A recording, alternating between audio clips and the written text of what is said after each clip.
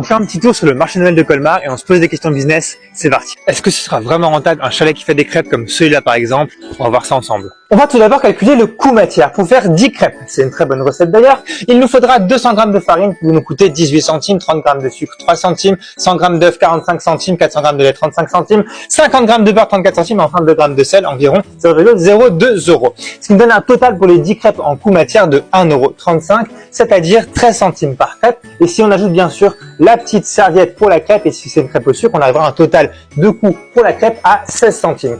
Ensuite, passons au calcul de la marge brute. Sachant qu'on a un prix de vente pour une crêpe sucrée autour de 2,50 €, le commerçant aura donc dans sa poche 2,27 € comme on a 10% de TVA, ce qui nous donne en gros une marge brute de 93% ou bien un coefficient de x15. Pour avoir sa rentabilité, on va aussi prendre en compte le coût du chalet. Il faut savoir qu'un chalet pour 4 semaines, ça va coûter autour de 4 000 €. Donc pour rentabiliser ce chalet, il faudra vendre au moins 1688 crêpes sans compter le reste des frais. On dit en général que la première semaine, ça va payer l'emplacement, la deuxième semaine, ça va payer les salaires, la troisième, ça va payer tout ce qui est les autres frais, notamment la matière, etc.